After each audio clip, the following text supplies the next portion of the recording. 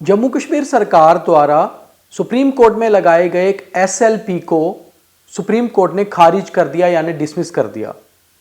सारा मामला यह था कि 2019 दिसंबर और 2020 जनवरी को जम्मू के उधमपुर जिले के रामनगर इलाके में करीबन 10 बच्चों की मौत गलत दवाई से हो गई थी। उसके बाद जांच चली, सिट बनाई गई और यह पाया गया कि गलत दवाई जिन बच्चों ने ली थी उनके किडनीज पर इफेक्ट हुआ और उनकी मौत हो गई। इस सारे मामले को लेकर जम्मू कश्मीर सरकार कोर्ट में भी गई और कोर्ट ने यह कहते हुए उनकी एसएलपी को डिसमिस कर दिया। उनकी लापरवाही के कारण यह मौत हुई है और इसलिए एसएलपी को डिसमिस किया जा रहा है। इस खबर में मेरी बीएड के अलावा आपको बहुत कुछ ब्लैक और वाइट नजर आएगा। ब्लैक इसलिए क्योंकि यह सारा मामला टोटल जो है अंधेरे में था और इसके पीछे काफी सारे लोगों ने जद्दोजहद की, मेहनत की कि आखिर वो 10 बच्चे जिनकी मौत हो गई थी उन्हें इंसाफ दिलाया जाए। हालांकि लिस्ट में नाम 10 बच्चों का था मगर मौत 13 बच्चों की हुई थी और उनमें से 12 को सरकार द्वारा 3-3 लाख का मुआवजा भी दिया गया। और यह मुआवजा दिलाने के पीछे एक सीनियर सोशल एक्टिविस्ट सुकेश चंद्र खजूरिया का बहुत बड़ा रोल है, जिन्होंने सामाजिक कार्यकर्ता की जिम्मेदारी निभाते हुए काफी सारी इन्वेस्टिगेशन में मदद की और डॉक्यूमेंट्स इकट्ठे करके नेशनल ह्यूमन राइट्स कमीशन तक ले गए। नमस्कार, आप देख रहे हैं टीएनएस इन्वेस्टिगेशन और मैं हूं दीपक खजूरिया।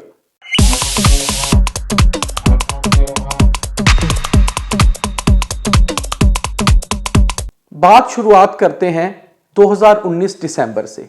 2019 दिसंबर में सर्दी के दिन थे और जम्मू के पहाड़ी जिले उधमपुर का रामनगर इलाका था। वहां पर रूटीन में जैसे कि होता है, सर्दी में कुछ बच्चे बीमार हो जाते हैं और उसके बाद माँ बाप उन्हें खांसी या फिर बुखार की दवाई या सिरप जिसे हम कहते हैं पीने वाली दवाई वो पिलाते हैं और बच्चे ठीक हो जाते हैं। मगर रामनगर में दिसंबर 2019 और उसके बाद जनवरी 2020 में ऐसा नहीं हुआ। बच्चों ने जैसे जैसे दवाई पी वो ज्यादा बीमार होते गए।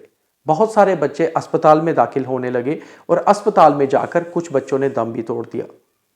कुछ बच्चे लकी थे, यानी उनकी किस्मत अच्छी थी कि वो बच गए, मगर इसमें से 10 बच्चे जो सरकारी सूची के मुताबिक उन्होंने दम तोड़ा। हालांकि जो 12 लोगों को मुआवजा मिला उसके मुताबिक 12 बच्चों ने दम तोड़ा था और एक बच्चा अभी ऐसा है जिसकी इन्वेस्टिगेशन चल रही है, जिसकी की मौत हो चुकी है मगर इन्वेस्टिगेशन अभी पेंडिंग है, इसलिए उसे मुआवजा नहीं मिला है।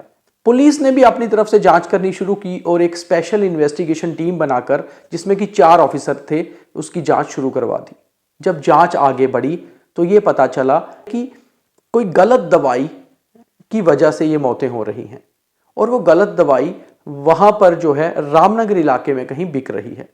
इन्वेस्टिगेशन में ये पाया गया कि इन सभी बच्चों को एक खांसी की दवाई दी गई थी जिसके कारण इनकी किडनीज पे इफेक्ट हुआ और उसके बाद ये बहुत छोटे बच्चे थे इसलिए वो उसको झेल नहीं पाए और उन बच्चों की मौत हो गई। इस सिरप में डाइथिलीन ग्लाइकोल की मात्रा 37% थी जो कि बच्चों की किडनीज पे अफेक्ट कर सकती है और ऐसा हुआ भी।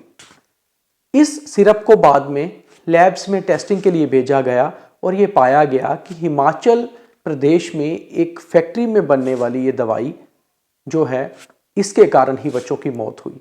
उसके बाद एफआईआर लॉन्च हुई और एफआईआर में 5 एक्यूज्ड बनाए गए। उसमें से 3 उस दवाई की मैन्युफैक्चरिंग कंपनी के मालिक थे और 2 लोग वो थे, एक वो होलसेलर जिसके पास फ्रेंचाइजी थी इस दवाई को बेचने की, जम्मू से था, और दूसरा वो केमिस्ट शॉप का मालिक जिसकी की केमिस्ट शॉप रामनगर में थी। इन 5 लोगों के खिलाफ मामला दर्ज हुआ और फिर इन्वेस्टिगेशन आगे बढ़ी।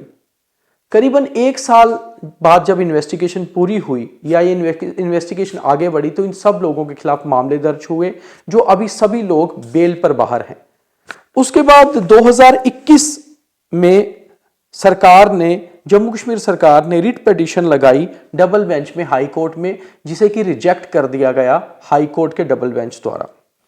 उसके बाद जम्मू कश्मीर सरकार पहुंची सुप्रीम कोर्ट और उन्होंने स्पेशल लीव पिटीशन लगाई जिसको कि 11 नवंबर 2022 को रिजेक्ट किया गया, डिसमिस किया गया, यह कहते हुए सुप्रीम कोर्ट द्वारा कि आखिर इसमें कहीं ना कहीं सरकार के जो अधिकारी हैं या जो सरकार है उनका भी कुछ ना कुछ दायित्व था ये देखना कि दवाई किस तरह की बिक रही है या इस दवाई से क्या अफेक्ट हो रहा है। अब इस सारे मामले में ये देखना बहुत अहम है कि सरकार ने 12 बच्चों को 3-3 लाख रुपए का कंपेंसेशन भी दिया है, मगर ये कंपेंसेशन जो दिया गया है उनसे एक लेटर भी लिया गया है उन परिवारों से जिन्हें ये कंपेंसेशन दिया गया था कि अगर कोर्ट में ये मामला गलत पाया जाता है तो वो लोग ये 3-3 लाख रुपया वापस भी लौटाएंगे।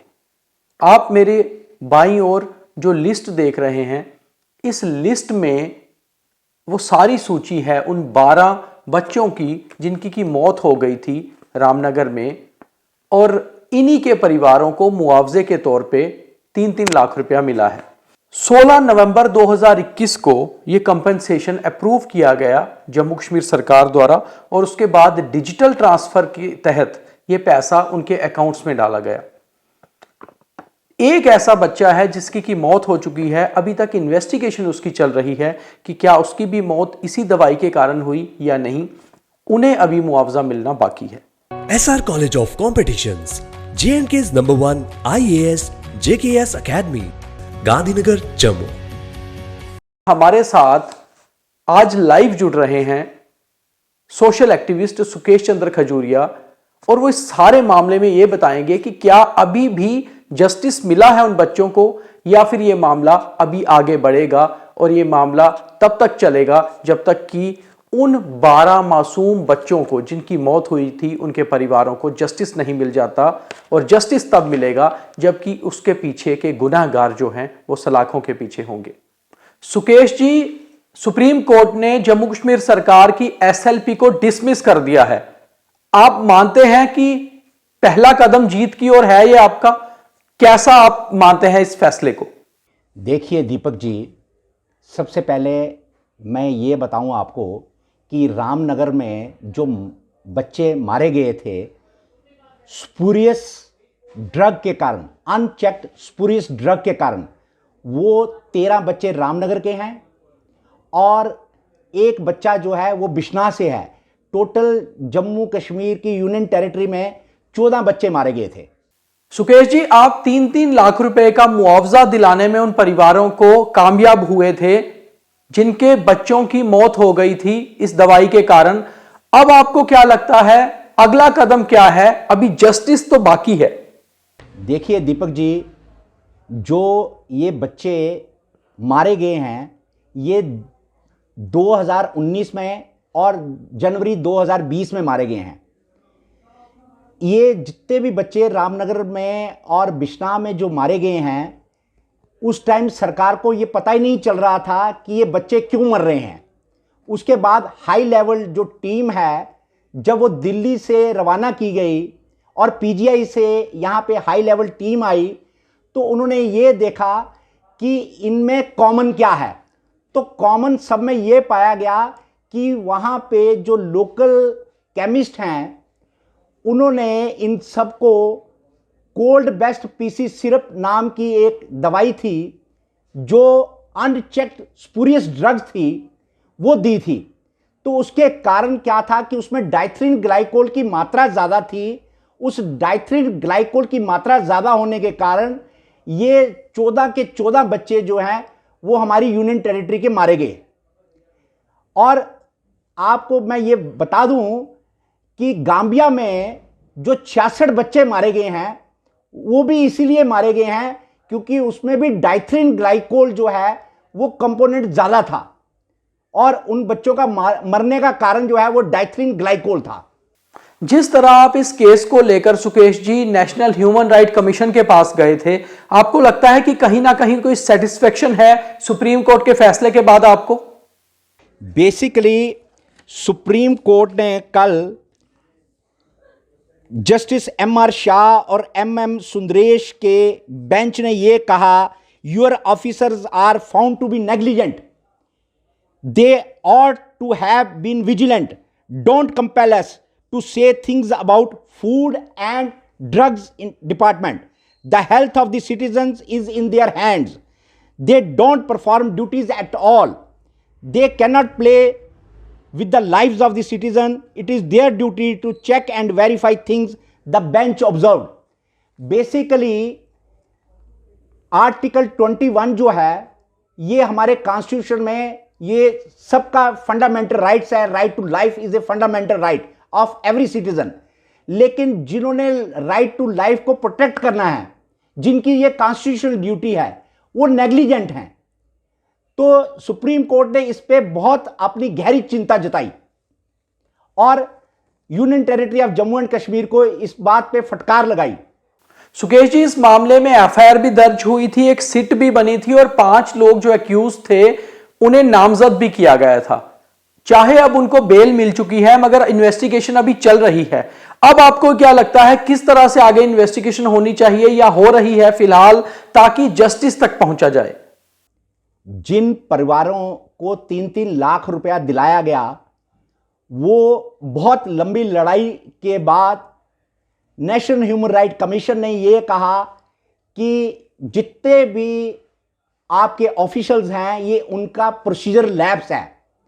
और उसके बाद ये ऑनरेबल हाई कोर्ट में चले गए और वहां पे जाके इन्होंने डीवी में एक पिटीशन फाइल की, जो 2 मार्च 2021 को ऑनरेबल हाई कोर्ट के जम्मू बेंच ने, जिसमें honourable chief justice Pankaj Mittal थे और ऑनरेबल जस्टिस सिंधु शर्मा थी, तो honourable high court of Jammu and Kashmir के डिवीजन बेंच ने यह कहा कि welfare state can not escape from the responsibility to compensate the irreparable loss so caused to the families of the victims due to lapse of the department.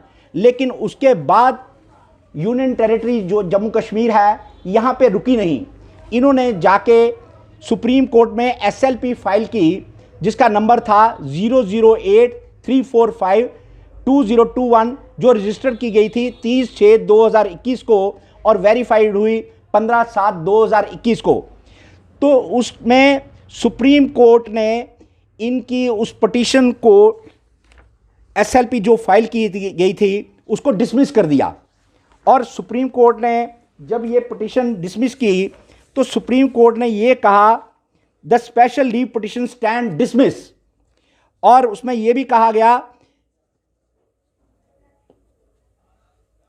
impugn judgment and order passed by High Court and considering the fact that it was specifically found that the officers of the Drug and Food Control Department were negligent and therefore ultimately the state will be liable to pay compensation for the death of children who died because of spurious cough syrup.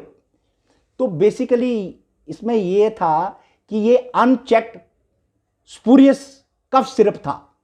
तो state जो है liable है, क्योंकि state को article 21 में यह कहा गया है कि राइट टू लाइफ जो है वो फंडामेंटल राइट है एवरी सिटीजन का, लेकिन स्टेट जो है उनकी लाइफ को प्रोटेक्ट करने में असमर्थ हो गई. तो क्या लगता है सुकेश जी आपको कि पूरा जस्टिस मिल पाएगा? क्योंकि हालांकि सुप्रीम कोर्ट ने अपनी तरफ से जिस तरह से एसएलपी को डिसमिस किया है वो एक बड़ा फैसला है. रामनगर में एफआईआर लगाई गई और जितने भी एक्यूज हैं वो सब बेल पे हैं और वहां पे सिट भी कॉन्स्टिट्यूट की गई थी. और जो सिट कॉन्स्टिट्यूट की गई थी उसमें यह कहा गया था कि सिट जो है डे टू डे बेसिस पे प्रोब करेगी और 1 महीने के अंदर अंदर इन्वेस्टिगेशन को कंप्लीट करेगी. लेकिन आज तक सिट के जितने भी मेंबर्स हैं वो सब ट्रांसफर हो गए. तो एसएसपी साहब ने कहा कि हमने इसको रिकॉन्स्टिट्यूट कर दिया है. तो मैंने उनको कहा कि जो रामनगर के सब डिस्ट्रिक्ट जज हैं, तो मैंने उनसे स्टेटस रिपोर्ट जो है उसकी सर्टिफाइड कॉपी ली है. तो उसमें तो आपने बताया नहीं कि जो सिट जो है वो रिकॉन्स्टिट्यूट की गई है और अभी तक चलान उनका पेश नहीं हुआ है. ये सुप्रीम कोर्ट की जो जजमेंट है, ये मंडे तक इसकी सर्टिफाइड कॉपी हमारे पास आ जाएगी. उसके बाद हम इस पे किस तरीके से अपना लीगल कोर्स जो है अडॉप्ट करेंगे, तो ये उस जजमेंट के ऊपर डिपेंड करेगा. आर्टिकल 21 जो है, राइट टू लाइफ जो है, ये सबका फंडामेंटल राइट है। और इसके लिए सुकेश खजूरिया अपनी लड़ाई जो है जिंदगी तक लड़ेगा और सबको जस्टिस दिलाएगा। बहुत बहुत धन्यवाद सुकेश जी हमसे बात करने के लिए और इस पूरे मामले पर आपकी पूरी जो जांच है उसे हमारे दर्शकों तक पहुंचाने के लिए। तो ये थे सुकेश खजूरिया, जिनका कहना है कि जब तक इन 12 बच्चों को जिनकी मौत हो गई थी गलत दवाई खाने से, इनको इंसाफ नहीं मिल जाता, तब तक वो अपनी आखिरी सांस तक इस केस को लड़ते रहेंगे। और जिस तरह से फैसला सुप्रीम कोर्ट का अभी जो आया है, डिसमिस किया गया है एसएलपी को, उसका वो स्वागत करते हैं। मगर उनका यह कहना है कि अभी लड़ाई लंबी है, क्योंकि जिस तरह से कागजों को लेकर वह लड़ाई लड़ रहे हैं उसको देखते हुए अभी काफी दूर तक जाना है। तो सबसे बड़ी बात यह है कि 12 बच्चे जिनका भविष्य बहुत लंबा था, जो देश में अधिकारी या कई ऊंचे पदों तक पहुंच सकते थे, 12 घरों के चिराग थे, वो अचानक से बुझ गए एक गलत दवाई के कारण। आखिर कौन जिम्मेवारी लेगा इसकी? ये तो साफ करना ही पड़ेगा। कोई ना कोई तो रिस्पॉन्सिबल होगा इन 12 बच्चों की, इन 12 मासूमों की मौत के पीछे। तो टीएनएस इन्वेस्टिगेशन में आज इतना ही। अगले एपिसोड में किसी और खबर की इन्वेस्टिगेशन। तब तक के लिए लगातार देखते रहिए द न्यूज़ स्क्वायर।